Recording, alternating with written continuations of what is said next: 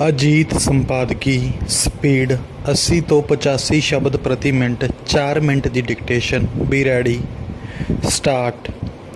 ਚੋਣਾਂ ਤੋਂ ਪਹਿਲਾਂ ਆਮ ਆਦਮੀ ਪਾਰਟੀ ਦੇ ਕਨਵੀਨਰ ਅਰਵਿੰਦ ਕੇਜਰੀਵਾਲ ਵੱਲੋਂ ਘਰੇਲੂ ਖਪਤਕਾਰਾਂ ਨੂੰ 300 ਯੂਨਿਟ ਪ੍ਰਤੀ ਮਹੀਨਾ ਤੱਕ ਮੁਫਤ ਬਿਜਲੀ ਦੇਣ ਦੇ ਵਾਰ-ਵਾਰ ਕੀਤੇ ਗਏ ਵਾਅਦੇ 'ਤੇ ਫੁੱਲ ਚੜ੍ਹਾਉਂਦਿਆਂ ਪੰਜਾਬ ਸਰਕਾਰ ਵੱਲੋਂ ਇਸ ਸੰਬੰਧੀ ਨੋਟੀਫਿਕੇਸ਼ਨ ਜਾਰੀ ਕਰ ਦਿੱਤਾ ਗਿਆ ਹੈ ਅਤੇ ਇਹ ਵੀ ਕਿ 2 ਮਹੀਨੇ 'ਚ ਬਿਜਲੀ ਦੀ ਖਪਤ ਜੇਕਰ 750 ਯੂਨਿਟ ਹੈ ਤਾਂ ਇਸ ਵਿੱਚੋਂ 600 ਯੂਨਿਟ ਘਟਾ ਕੇ 150 ਯੂਨਿਟ ਦਾ ਹੀ ਭੁਗਤਾਨ ਕਰਨਾ ਹੋਵੇਗਾ। ਡੰਡੀ ਇਸ ਐਲਾਨ ਨਾਲ ਇੱਕ ਅੰਦਾਜ਼ੇ ਅਨੁਸਾਰ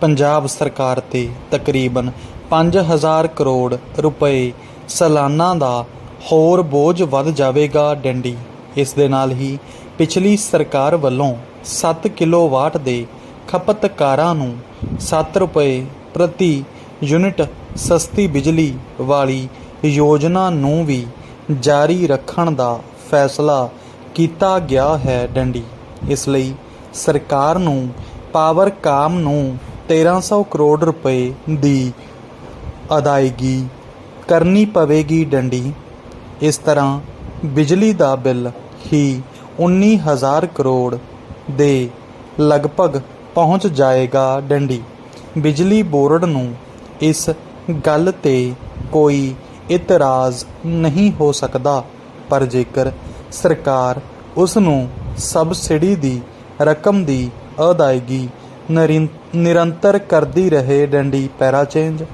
ਇੱਕ ਅੰਦਾਜ਼ੇ ਅਨੁਸਾਰ ਸਰਕਾਰ ਨੂੰ ਹੁਣ 24,000 ਕਰੋੜ ਰੁਪਏ ਤੋਂ ਵਧੇਰੇ ਦੀ ਰਕਮ ਦਾ ਬਿਜਲੀ ਬੋਰਡ ਨੂੰ ਭੁਗਤਾਨ ਕਰਨਾ ਪਵੇਗਾ।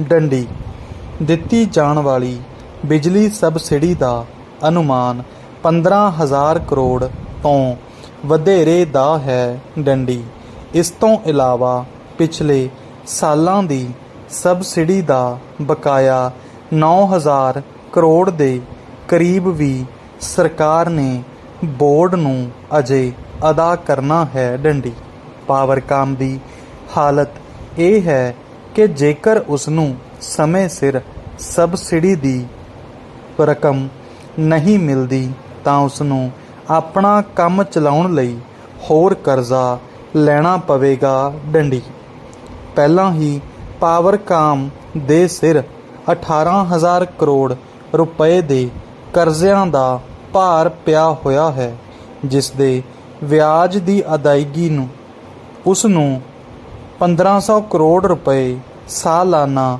ਕਰਨੀ ਪੈ ਰਹੀ ਹੈ। ਡੰਡੀ ਪਾਵਰਕਾਮ ਦੀ ਸਰਕਾਰ ਵੱਲ ਸਬਸਿਡੀ ਦੀ ਰਕਮ ਵਿੱਚ ਲਗਾਤਾਰ ਵਾਧਾ ਹੋ ਰਿਹਾ ਹੈ। ਡੰਡੀ ਇਸ ਤੋਂ ਇਲਾਵਾ ਸਰਕਾਰੀ ਵਿਭਾਗਾਂ ਤੋਂ ਵੀ ਪਾਵਰਕਾਮ ਨੇ ਹਾਲੇ 2500 ਕਰੋੜ ਰੁਪਏ ਲੈਣੇ ਹਨ। ਡੰਡੀ ਇਸ ਨੋਟੀਫਿਕੇਸ਼ਨ ਨੂੰ ਲੈ ਕੇ ਅਕਾਲੀ ਦਲ, ਕਾਂਗਰਸ, ਭਾਜਪਾ ਆਦਿ ਪਾਰਟੀਆਂ ਵੱਲੋਂ Punjabi shorthand dictation Ajit ਸੰਪਾਦਕੀ ਸਪੀਡ 90 ਸ਼ਬਦ ਪ੍ਰਤੀ ਮਿੰਟ 4 ਮਿੰਟ ਦੀ ਡਿਕਟੇਸ਼ਨ ਬੀ ਰੈਡੀ ਸਟਾਰਟ। ਬੇਨਕਾਬ ਵੇਖ ਰਹੇ ਹਾਂ। ਡੰਡੀ ਇਹ ਸਿਲਸਿਲਾ 2.5 ਕੁ ਦਹਾਕੇ ਪਹਿਲਾਂ ਭਾਵ 1997 ਵਿੱਚ ਪ੍ਰਕਾਸ਼ ਸਿੰਘ ਬਾਦਲ ਦੇ ਮੁੱਖ ਮੰਤਰੀ ਹੁੰਦਿਆਂ ਕਿਸਾਨ ਵਰਗ ਨੂੰ ਮੁਫਤ ਬਿਜਲੀ ਦੇਣ ਦੇ ਐਲਾਨ ਨਾਲ ਸ਼ੁਰੂ ਹੋਇਆ ਸੀ।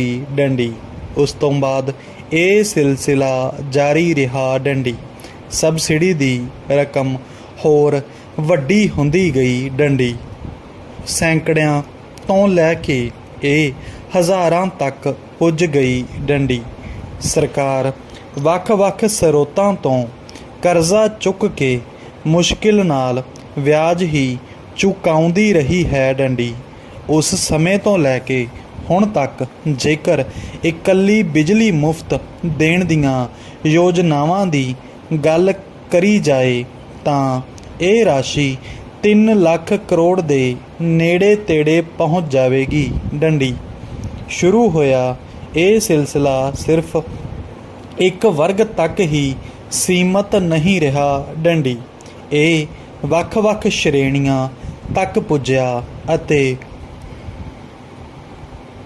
ਫਿਰ ਹਰ ਖੇਤਰ ਵਿੱਚ ਹੀ ਮੁਫਤ ਬਿਜਲੀ ਦੇਣ ਦੀ ਕਵਾਇਦ ਸ਼ੁਰੂ ਹੋ ਗਈ। ਡੰਡੀ ਇਹ ਉਮੀਦ ਕੀਤੀ ਜਾਂਦੀ ਸੀ ਕਿ ਅਕਾਲੀਆਂ ਦੇ ਇਸ ਫੈਸਲੇ 'ਤੇ ਕਾਂਗਰਸ ਦੀ ਰਾਜ ਸਰਕਾਰ ਲਕੀਰ ਫੇਰ ਦੇਵੇਗੀ, ਪਰ ਉਸ ਦੇ ਸਮੇਂ ਵਿੱਚ ਵੀ ਨਾ ਸਿਰਫ ਗੱਜ ਵੱਜ ਕੇ ਇਹ ਸਿਲਸਿਲਾ ਜਾਰੀ ਰਿਹਾ, ਸਗੋਂ ਕਈ ਵਰਗਾਂ ਵੱਲੋਂ ਅਦਾਇਗੀਆਂ ਨਾ ਕੀਤੇ ਜਾਣ 'ਤੇ ਉਹਨਾਂ ਨੂੰ ਇਸ ਤੋਂ ਛੋਟ ਦੇਣ ਦਾ ਐਲਾਨ ਕਰ ਦਿੱਤਾ ਗਿਆ। ਡੰਡੀ ਅਜਿਹੀ ਦੌੜ ਵਿੱਚ ਹੀ ਇਸ ਵਾਰ ਦੀਆਂ ਵਿਧਾਨ ਸਭਾ ਚੋਣਾਂ ਦੀਆਂ ਤੋਂ ਪਹਿਲਾਂ ਆਪ ਵੱਲੋਂ ਵੀ ਮੁਫਤ ਬਿਜਲੀ ਦੇਣ ਦਾ ਐਲਾਨ ਕਰ ਦਿੱਤਾ ਗਿਆ। ਡੰਡੀ ਸੂਬੇ ਵਿੱਚ ਇਸ ਪਾਰਟੀ ਦੀ ਸਰਕਾਰ ਬਣਨ 'ਤੇ ਨਾ ਸਿਰਫ ਉਹਨਾਂ ਨੇ ਮੁਫਤਖੋਰੀ ਦੇ ਖੇਤਰ ਨੂੰ ਹੀ ਵਧਾ ਦਿੱਤਾ, ਸਗੋਂ ਪਹਿਲੀਆਂ ਸਰਕਾਰਾਂ ਵੱਲੋਂ ਬਗੈਰ ਸੋਚੇ ਸਮਝੇ ਐਲਾਨੀਆਂ ਮੁਫਤ ਰਿਆਇਤਾਂ ਨੂੰ ਵੀ ਜਾਰੀ ਰੱਖਣ ਦਾ ਐਲਾਨ ਕਰ ਦਿੱਤਾ। ਡੰਡੀ ਅਸੀਂ ਸਮਝਦੇ ਹਾਂ ਕਿ ਅਜਿਹਾ ਕਰਕੇ ਨਵੀਂ ਸੂਬਾ ਸਰਕਾਰ ਨੇ ਇੱਕ ਹੋਰ ਵੱਡੀ ਸਿਰਦਰਦੀ ਸਹੇੜ ਲਈ ਹੈ।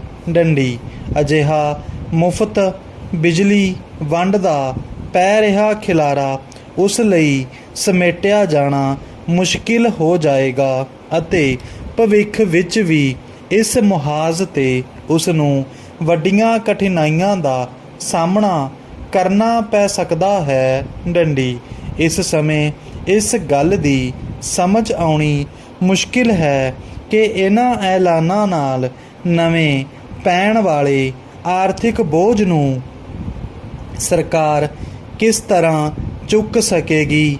ਪ੍ਰਸ਼ਨ ਚਿੰਨ੍ਹ ਨਾ ਹੀ ਉਸ ਵੱਲੋਂ ਇਸ ਸੰਬੰਧੀ ਬਣਾਈ ਗਈ ਕੋਈ ਪੁਖਤਾ ਕਾਰਜ ਯੋਜਨਾ ਹੀ ਸਾਹਮਣੇ ਆਈ ਹੈ। ਡੰਡੀ ਸਿਰਫ ਕਰਜ਼ੇ ਦੀ ਪੰਡ ਨੂੰ ਵਧਾਈ ਜਾਣ ਦੀ ਨੀਤੀ ਕਾਰਗਰ ਸਾਬਤ ਨਹੀਂ ਹੋ ਸਕੇਗੀ।